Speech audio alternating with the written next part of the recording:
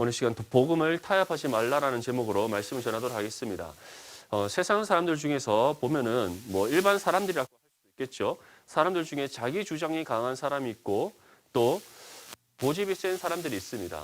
자기 주장이 강하거나 고집이 센 사람들의 특징 보면은 자기 주장이나 고집이 센 사람들의 특징은 자기 주장을 잘 꺾지 않는다는 것이죠. 한번 어떤 고집을 부리기 시작하면 그 고집을 끝까지 계속해서 끌고 가는 그런 모습들을 보게 됩니다. 그런데 그와 반대되게 때로는 자기 주장이 별로 없는 사람들, 고집이 세지 않은 사람들도 있죠. 근데 그러한 사람들과 고집이 센 사람들 상관없이 동일하게 보여지는 모습이 있습니다. 자신의 실익을 따라서 어떤 것이 자신에게 유익이 되느냐에 따라서 쉽게 타협하는 모습들을 볼 수가 있다는 것이죠. 여러분들에게 혹시 그런 모습이 있지는 않습니까? 나는 이 부분에 있어서는 절대 타협할 수 없어. 나는 내가 뜻한 바 아니면 내가 정한 어떤 부분에 대해서 나는 분명히 이루어야 돼라는 그런 생각이 있지만 다른 사람이 내가 생각한 것보다 더 큰 어떤 유익을 줄 수 있는 방법들을 내세우고 어떤 일을 던져줄 때 자신의 생각을 꺾고 또는 내려놓고 그 사람의 주장을 받아들이는 그런 모습들. 사람들에겐 그러한 부분이 모두 있습니다. 왜냐하면 우리 인간에게는 무엇이 있기 때문에 모두가 탐욕이 있기 때문이에요. 탐욕. 우리가 저번에 제가 예전에 한번 여러분들에게 에바그리우스라는 수도사에 대해서 한번 설명을 하면서 인간이 가진 죄악에 대한 목록을 에바그리우스라는 수도사가 7가지로 정의를 했다라고 그때 제가 한번 말씀드린 적이 있습니다. 그 중에서 이제 한 가지가 탐욕이란 거예요. 모든 사람에게는 욕심이 있다. 왜냐하면 우리 인간의 죄의 본성 중 하나가 탐욕이기 때문이다. 그 탐욕이 아담으로 하여금 어떠한 죄를 범하게 만들었죠. 하나님과 같이 되고자 하는 그 탐욕이 그 마음속에 생기자 그가 선악과를 먹고 하나님의 언약을 파기시켜버리는 그런 죄를 범하게 된 겁니다. 그래서 모든 인간이 죄를 범했는데 그 죄로 인하여서 우리 가운데 우리가 가지게 된 본성 중 하나가 탐욕, 육신의 배부름을 쫓고 그 채워도 채워주지 않고 만족되지 않는 그 육신의 만족을 얻기 위해 배부름을 얻기 위해 헛된 수고와 노력을 하며 살아가는 어리석고 미련한 사람이 누구다? 죄 가운데 허덕이며 살아가는 우리 인간이다라는 것을 성경이 말씀하고 있는 겁니다.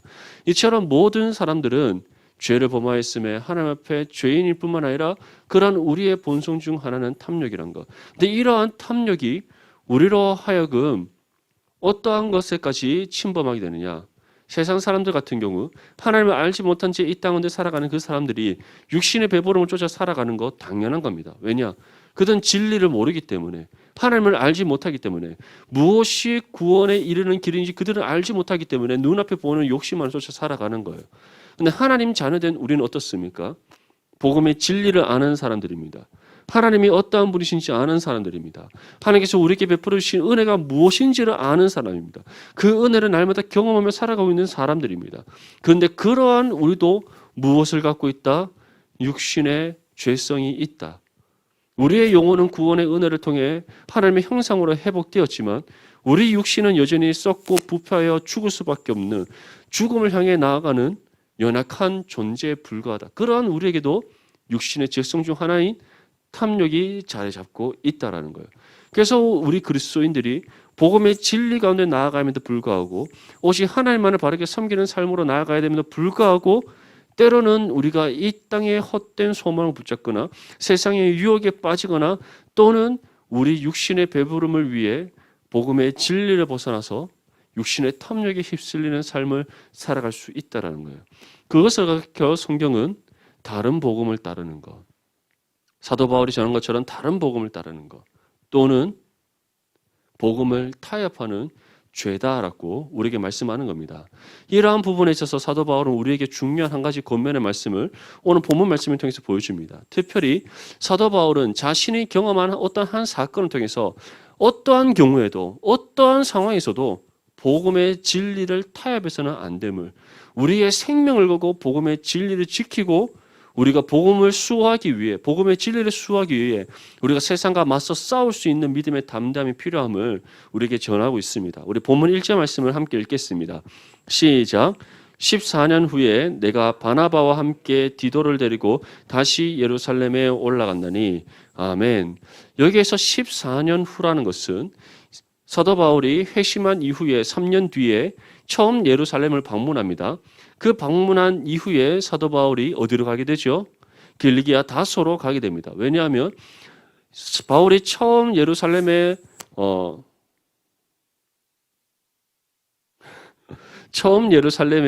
소리 안 나죠 이제. 처음 예루살렘에 방문했을 때 거기서 이제 사도 누구를 만났다 그랬죠? 베드로와 야고보를 만납니다. 그 처음 예루살렘을 방문했던 이유와 목적은 사도 바울의 사도권에 대한 부분을 확증하기 위해서였어요. 그리고 난 뒤에 그것을 이제 확증받고 난 이후에 사도 바울이 더욱더 성령이 충만하여서 담대하게 예수 그리스도의 복음을 전합니다. 그랬더니 누가 헬라파 유대인들이 사도 바울을 배신자로 낙인 찍고 그를 잡아 죽이려고 했던 거예요. 그래서 다른 많은 제자들과 그리고 그리스도인들이 사도 바울을 피신시키면서 길리기아 다소로 먼 곳으로 보내버립니다. 그리고 그곳에서 이제 사도 바울이 열심히 또 복음 전도도 하고 많은 사람들을 가르치며 있었어요. 그리고 얼마 지나지 않아서 바나바가 이제 바울을 찾아갑니다. 찾아갔던 이유는 이제 본격적으로 예루살렘 교회의 선교사로 파송받은 바나바가 바울과 함께 선교 여행을 떠나기 위해서였어요. 그래서 바울을 데리고 1차 전도 여행의 첫 번째 목적지인 안디옥으로 가게 됩니다. 그래서 안디옥을 기점으로 소아시아 지역과 마게도니아 지역까지 한 바퀴 쑥 돌면서 이제 선교 여행을 하게 돼요. 그리고 마지막 처음 출발지가 안디옥이었다면 마지막 1차 선교 여행의 도착지 또한 안디옥이었던 것이죠. 그래서 안디옥에서부터 쭉 돌아서 다시 안디옥에 와서 이제 그곳에서 안디옥 교회 성도들을 양육하고 가르치면서 이제 선교 여행 동안 쌓였던 피로를 풀며 휴식을 취하고 있었어요. 그러한 가운데 어떤 일이 일어났냐? 오늘 1절 말씀에 보면 바나바와 함께 디도로 데리고 다시 예루살렘에 갔다. 갑자기 바나바와 디도를 데리고 예루살렘으로 갈 수밖에 없는 이유. 1차 선교 여행을 쭉 도는 그 기간이 어느 정도 기간이었냐? 사도 바울이 1차 예루살렘 방문 이후에부터 이제 다시 2차 예루살렘 방문하기까지 14년이나 시간이 지났어요. 그래서 그 기간 안에 이제 1차 선교 여행까지 다 포함이 되는 건데 갑자기 왜 1차 선교 여행을 마치고 안디옥에서 이제 휴식을 취하며 그 교회 성도들을 가르치고 있던 바울이 급히 바나바와 디도를 데리고 예루살렘을 갔느냐? 그 이유에 대해서 사도행전 15장 1절에서 2절 말씀에 다음과 줄이기 전합니다. 어떤 사람들이 유대로부터 내려와서 형제들을 가르치되 너희가 모세의 법대로 할례를 받지 아니하면 능히 구원을 받지 못하리라 하니 바울 및 바나바와 그들 사이에 적지 아니한 다툼과 변론이 일어난지라. 형제들이 이 문제에 대하여 바울과 바나바와 및 그 중에 몇 사람을 예루살렘에 있는 사도와 장로들에게 보내기로 작정하니라. 초대교회에 일어나는 문제들 중에서 대표적인 문제가 제가 무엇이라고 그랬죠? 유대 그리스도인들과 이방 그리스도인들 간의 분쟁과 다툼이었어요. 그리고 그 분쟁과 다툼의 핵심에는 뭐가 있다고 제가 말씀드렸죠? 율법의 준수, 유대의 전통을 따르는 것, 이 문제는 결코 빠지지 않는 중요한 문제였던 거예요. 유대 그리스도인들에게는 누가 연결되어 있기 때문에 유대교를 따르는 유대인들이 그들과 연결되어졌기 때문에 또 반대로 이방 그리스도인들과의 관계 속에서는 어떠한 문제? 누가 교회에서 우위를 정하느냐? 누가 먼저 된 자냐에 대한 부분에 대한 문제가 있었던 거예요. 그래서 이 부분에 대해서 유대 그리스도인들이 무엇을 주장했다고요? 할례를 받아라. 유대인들에 있어서 율법의 준수와 전통의 준수에 있어서 가장 중요한 부분이 뭐예요? 8일 만에, 태어나지 8일 만에 할례 받는 거예요. 이게 유대인들의 정체성이자 우리가 선민이라는 거, 하나님의 선택받은 민족이라는 가장 중요한 그 사상의 핵심이 할례이기 때문이에요. 근데 그것을 지금 누구한테 강요하고 있다고요? 이방 그리스도인들에게. 너희 할례 받지 않으면 구원받은 거 아니야. 너희가 할례를 받아야지. 예수 그리스도만 믿음으로 구원받는 것이 아니라 너희가 우리와 동일하게 하나님의 선택받은 민족이 되기 위해서는 할례를 받아야 돼. 할례 받지 않으면 너희는 구원받을 수 없어라고 가르쳤던 거예요. 그런데 바울과 바나바가 어떻게 했다고요? 아니야. 그것은 복음의 진리가 아니야. 그건 틀린 거야. 그거는 예수 그리스도께서 우리에게 전하신 복음의 진리와 맞지 않아라고 얘기했던 거예요. 그랬더니 그들 사이에 어떠한 문제가 일어납니까? 서로 처음에는 아니야. 이것이 맞니 저것이 맞니 다투다가 변론하다가 나중에는 그것이 큰 다툼으로 벌어지게 된 겁니다. 당연히 유대 그리스도인들은 유대 그리스도인들이 똘똘 뭉치게 되겠죠. 바울과 바나바로부터 복음을 듣고 예수 그리스도를 믿어 구원받은 이방 그리스도인들은 누구 편에 서겠어요? 바울과 바나바의 편에 서게 되는 거예요. 이 문제가 더욱더 커지면서 교회가 양분화되니까 누가?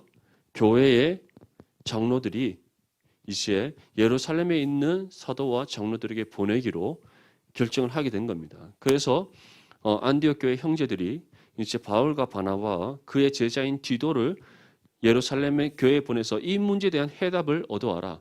누구보다 예수 그리스도의 제자인 사도들과 교회 장로들이 이 부분에 대해서 가장 명확하게 정답을 내려줄 수 있기 때문이다라고 그들이 생각했던 겁니다. 그래서 이제 1차 선교를 마치고 안디옥에서 머물고 있던 사도 바울과 바나바가 디도를 데리고 이제 예루살렘으로 가게 된 거예요. 우리 본문 2절 말씀을 함께 읽겠습니다. 시작.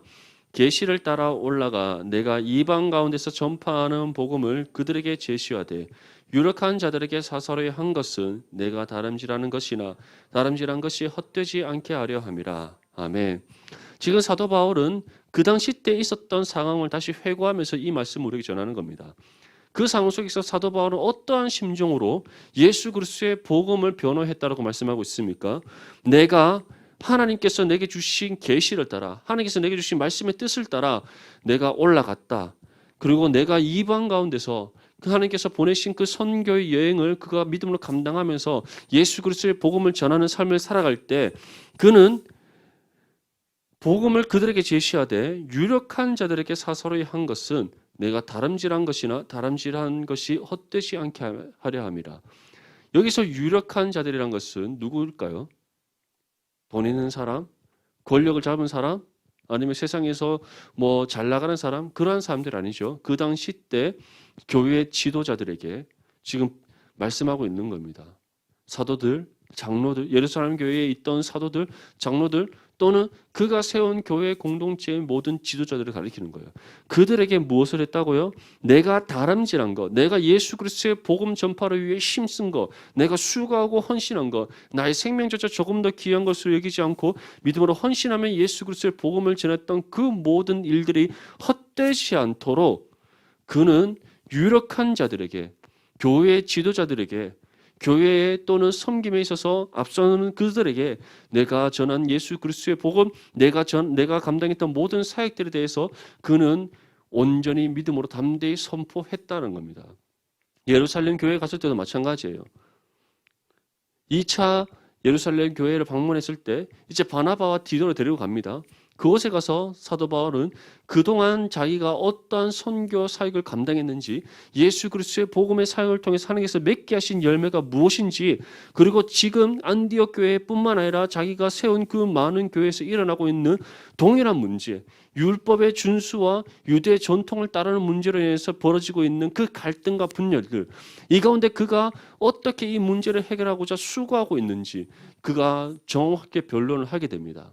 그 모든 변론을 다 듣고 난 뒤에 사도 베드로가 다음과 같이 이 모든 문제에 대한 답을 내리게 됩니다. 사도행전 15장 7절에서 11절 말씀에 많은 변론이 있은 후에 베드로가 일어나 말하되 형제들아 너희도 알거니와 하나님이 이방인들로 내 입에서 복음의 말씀을 들어 믿게 하시려고 오래전부터 너희 가운데서 나를 택하시고 또 마음을 아시는 하나님이 우리에게와 같이 그들에게도 성령을 주어 증언하시고 믿음으로 그들의 마음을 깨끗이 하사 그들이나 우리나 차별하지 아니하셨느니라.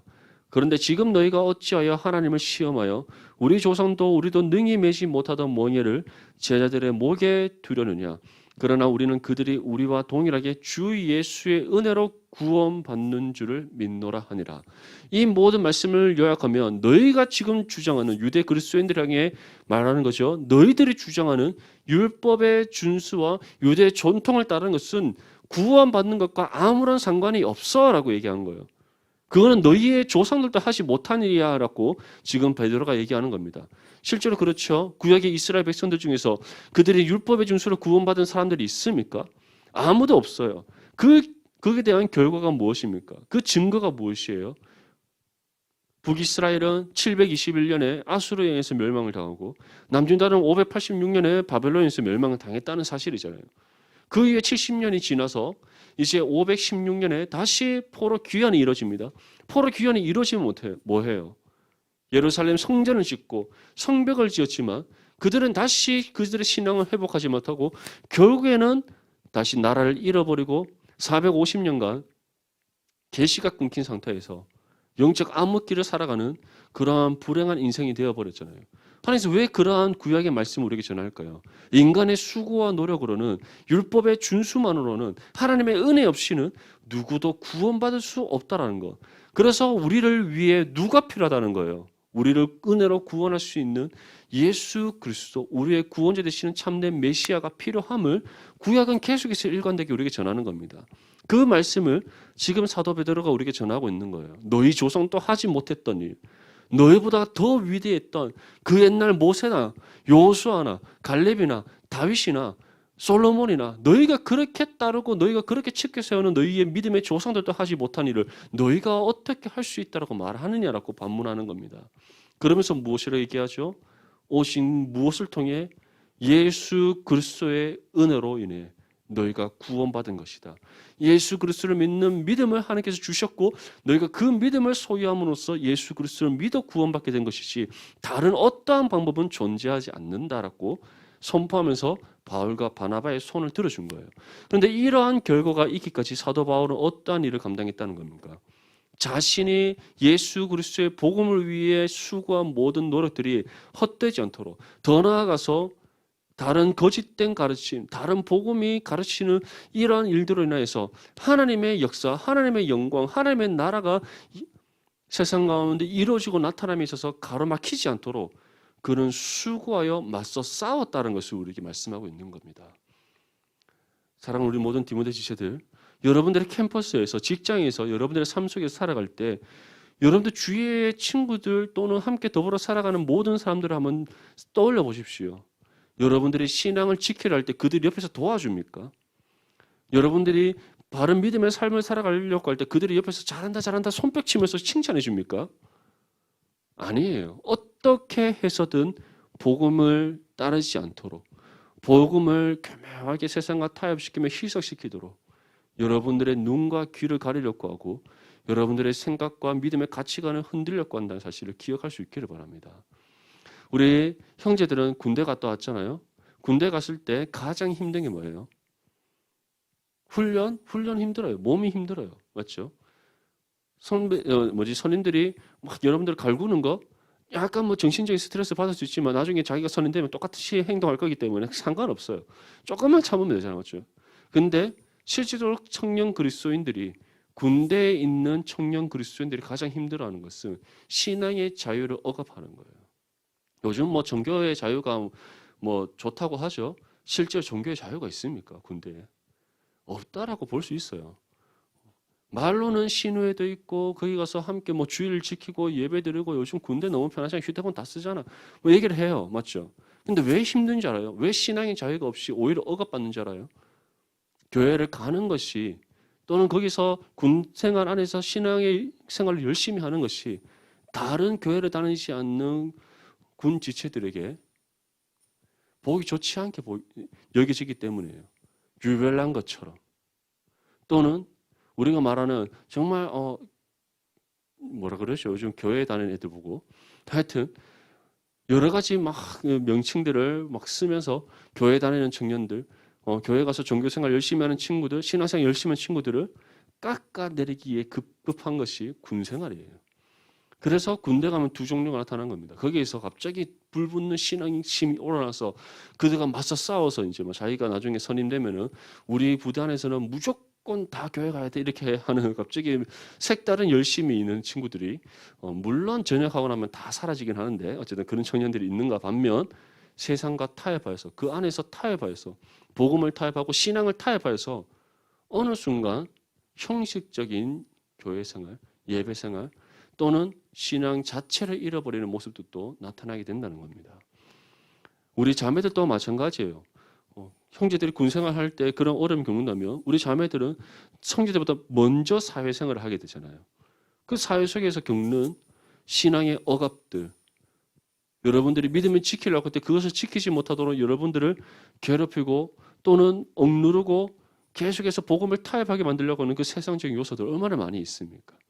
근데 그러한 부분들에 있어서 우리가 두려워하는 것이 아니라 어떻게 해야 될까 몰라서 쩔쩔매는 것이 아니라 사도 바울은 우리에게 무엇이라고 전합니까? 하나님의 영광이 가리지 않도록 하나님의 나라가 우리를 통해 이루어져야 되는데 그것을 우리 스스로가 막지 않도록 방해하지 않도록 오히려 우리 안에 계시는 성령을 의지하여서 믿음으로 담대히 맞서 싸울 수 있어야 된다는 거예요. 사도 베드로도 우리에게 동일하게 말씀하잖아요.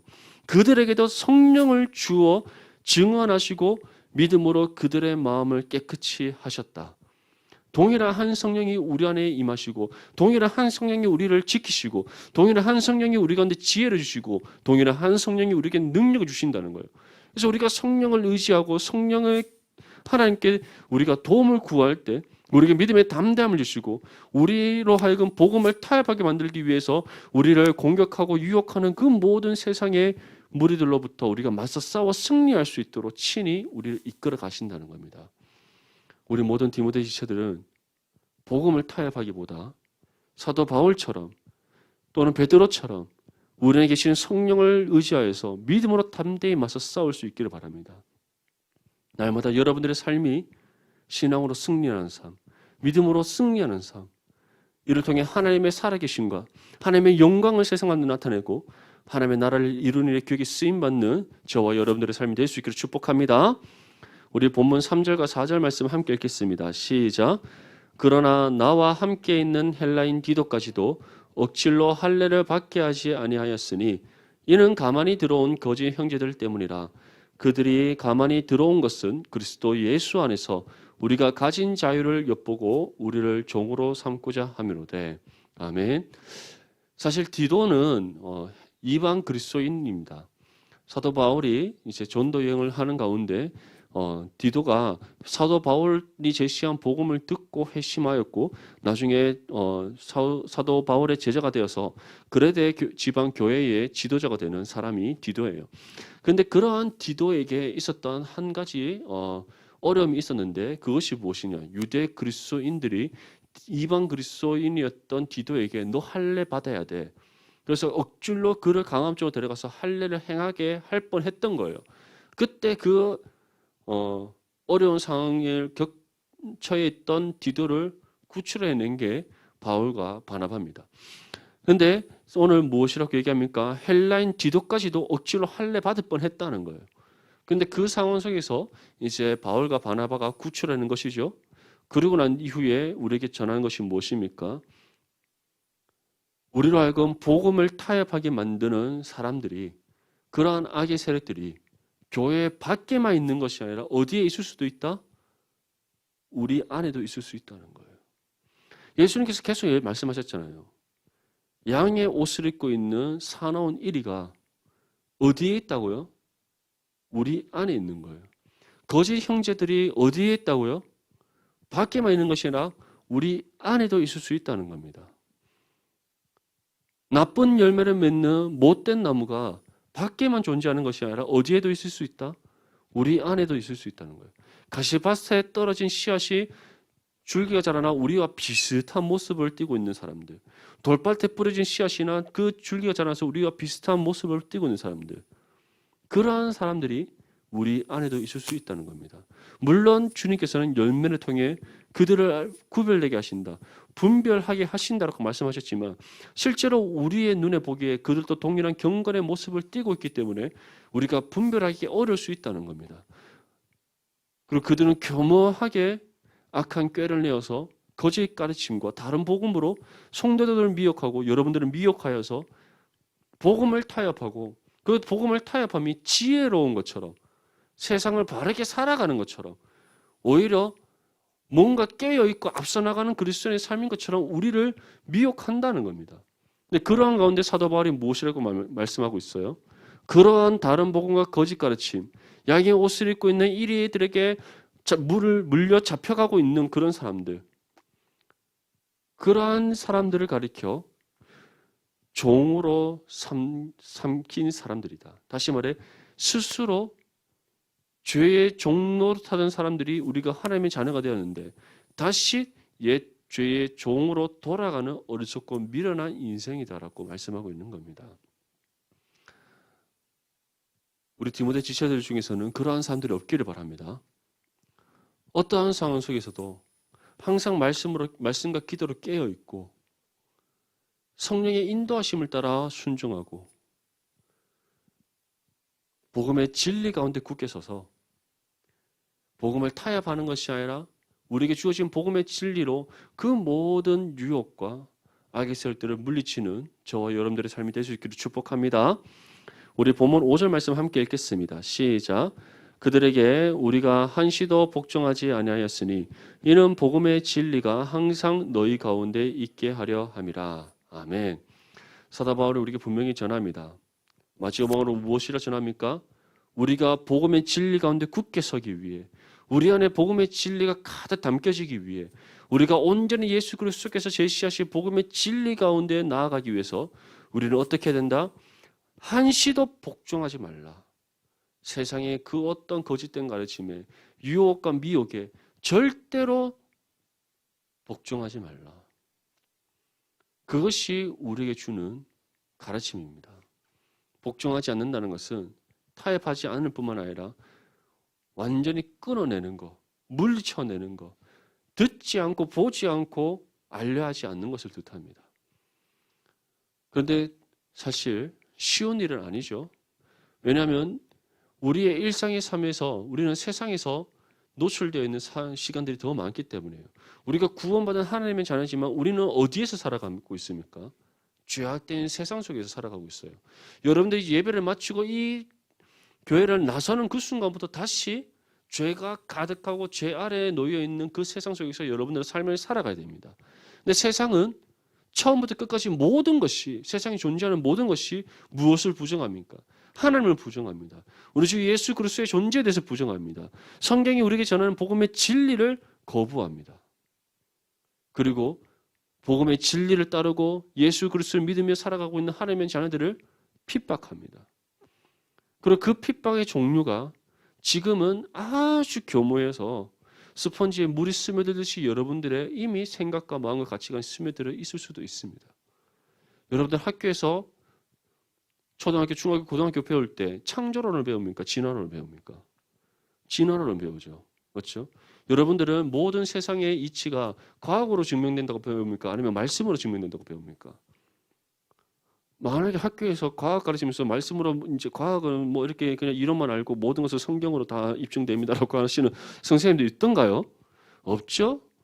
참고로 제가 다녔던 고등학교는 기독교 학교였어요. 우리 때는 미션 스쿨이라는 건 없어서 그냥 학교 설립자가 크리스찬이 학교 세우면 그냥 기독교 학교가 됐었어요. 그래서 학교 선생님들 중에서 90% 이상이 다 크리스찬들이었어요. 근데 그 중에서 한 선생님, 지구과학 선생님 계셨어요. 지구과학 선생님인데 대구의 어떤 유명한 또 교회의 또 집사님이셨어요. 그것도 그냥 일반 집사님이 안수 집사님이셨어요. 중직자죠. 근데 그분이 뭐라고 얘기했냐면 지금 생각해보면 그분은 유신진화론을 따랐던 것 같아요. 유신진화론. 그러니까 창조론은 또 믿는데 진화론은 또 믿는 사람. 이걸 교묘하게 믹스해서 보면 굉장히 합리적이고 이성적이고 과학적이면서도 신앙적이처럼 보이는 완전 사건 중의 사건들이에요. 그런 거 절대 믿으면 안 됩니다. 유신진화론이라는 것은 없어요. 근데 지금 전 세계적으로 기독교 세계에서 가장 이제 유력한 이론 중에 하나가 유신진화론. 그래서 요즘 유신진화론을 믿지 않으면은 약간 시대에 뒤떨어진 그리스도인들처럼 치부되는 세상이에요. 여러분들 잘 모르겠죠. 근데 지금 이제 한번 우리 합동교단 말고 다른 타교단, 약간 좀 진보적인 교단 있잖아요. 통합이라든지 뭐 성결이라든지 이런 관리교라든지 이런 데 한번 다른 친구들 있으면 한번 얘기해 보세요. 우리는 정통 창조를 믿잖아요. 하나님이 세상을 창조하셨다. 모든 것이 하나님의 뜻 가운데 다 계획되어져 있고 그 하나님의 뜻을 따라 모든 세상이 운행되어진다. 그 말하면 다들 시대에 뒤떨어진 바보들이라고 얘기를 해요. 농담 아니고. 그래서 요즘 뭐 기독교 서적도 잘 봐야 돼요. 대부분 창조와 관련된 책들 중에서 99.9%는 한국에서 나왔던 외국에서 나왔던 대부분 책들은 다 유신 진화론이에요. 근데 제가 고등학교 때 선생님이 그랬었던 것 같아요. 지금 돌이켜보면 그분은 창조론도 믿는 것처럼 포장하면서 진화론을 믿는 분이었어요. 그래서 우리한테 무엇을 가르쳤냐면은, 그래, 하나님께 창조하셨지. 근데 그 창조 언제지 누가 아니냐면서, 성경에서 뭐 날 이렇게 돼 있지만 그걸 어떻게 숫자로 다 계산할 수 있느냐. 그러면 공룡이라든지 뭐 이렇게 토양의 변화라든지 이런 걸 어떻게 할 수 있냐. 그래서 창조는 아마 수십억 년 전에 하나님께서 만들어 놓고는 그 이후에 자연적으로 이제 지구가 발전되어져 가면서 진화되었을 거다. 이런 얘기를 하셨어요. 당연히 이제 신실한 믿음의 학생들이, 청소년들이 막 손을 들고 반발하면서 말을 하지 못했죠. 우리 때는 그 말했다가 혼나니까, 맞고 막 이러니까 말하면 또 성적과 관련되잖아요. 이렇게 막 선생님 열받아갖고 맞는데 막 틀렸다 해보면 안 되니까. 하여튼 그런 일들이 있었는데, 생각해 보면 그 선생님은 진화론과 창조를 믿는 것 같이 얘기하지만 사실은 진화를 믿고 있었던 분들이었던 것 같아요. 그런데 세상은 어떨까요? 실제적인 세상은 어떨까요? 그냥 그 정도가 아니겠죠. 우리가 믿고 따르는 모든 성경의 진리를 거부해 버린다는 거예요. 그냥 하나의 법전처럼, 이슬람의 코란처럼, 다른 타 종교의 경전처럼 이것 또한 그냥 하나의 종교적인 진리와 상관없는 그냥 신앙을 갖고 그냥 하나의 종교를 갖고 살아가는 사람들이 믿고 따르는 그들만의 세상의 진리인 것처럼 세상은 치부해 버린다는 거예요. 그래서 오늘날 이 시대, 특별히 포스트 모더니즘이라는 시대, 오직 자신의 생각하는 것이 자신의 감정과 자신의 객관화로 인해서 만들어진 모든 가치관들이 절대적인 진리라고 믿고 따르는 이 포스트 모더니즘 시대에는 우리 그 복음을 제시하고 복음의 진리로 그들을 인도하는 일이 더 어려워진다는 거예요. 그런데 그것만이 어려운 것이 아니라 이제는 그들이 누구를 향해 공격해 온다는 거죠? 우리를 향해. 우리를 공격해 오는데 어디서부터? 여러분들의 학교에서부터, 가정에서부터, 친구와의 관계에서부터, 직장에서부터, 사회의 모든 전 분야에서 지금은 우리의 복음의 진리를 완전히 산산조각 내어서 해체시켜 보려고 우리를 공격해 오고 있다는 겁니다. 사랑하는 우리 디모데 지체들, 한번 돌아보십시오. 이러한 시대 속에서 우리는 어떻게 지금 복음을 붙잡고 살아가고 있는지, 그리고 말씀의 기준으로 여러분들의 근본적인 가치관을 한번 점검해 보십시오. 혹시 나는 이미 복음과 타협되어 있는 세상과 나이가 가지고 있는 신앙이 타협되어 있지 않는지, 나는 이미 복음을 타협하고 살아가는 그 가치관이 내 안에 확립되어 있는 것은 아닌지 한번 점검해 볼 수 있기를 바랍니다. 그러한 요소들이 있다면 다시 복음의 진리로 여러분들이 무장될 수 있도록 하나님께 깨어 기도하고 말씀의 진리를 굳게 붙잡는 저와 여러분들이 될 수 있기를 바랍니다. 그리고 세상이 아무리 이것이 옳다라고 또는 이것이 이렇게 살아야지 지혜로운 것이라고, 이렇게 살아야지 세상에서 성공하는 방법이라고 우리에게 제시한다 할지라도 하나님의 말씀이 아니라면 그것이 틀렸다라고, 그것이 거짓이라고 담대히 전할 수 있는, 선포할 수 있는 우리 디모데 지체들이 될 수 있기를 바랍니다. 거기에서부터 우리는 복음을 타협하는 것이 아니라 복음의 진리를 굳게 붙잡고 사도 바울과 같이 또는 우리의 믿음의 선진들과 같이 세상과 맞서 싸워 믿음으로 승리하는 삶이 될 수 있습니다.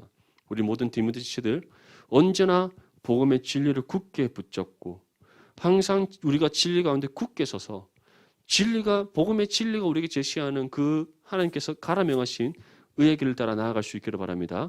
이를 통해 하나님의 살아계심을 증거하고 여러분들을 통해 이 땅 가운데 이루시고자 세우신 하나님의 뜻이 온전히 이루어져서 착하고 충성된 중에 칭찬받는 저와 여러분들의 삶이 될 수 있기를 주님의 이름으로 축복합니다.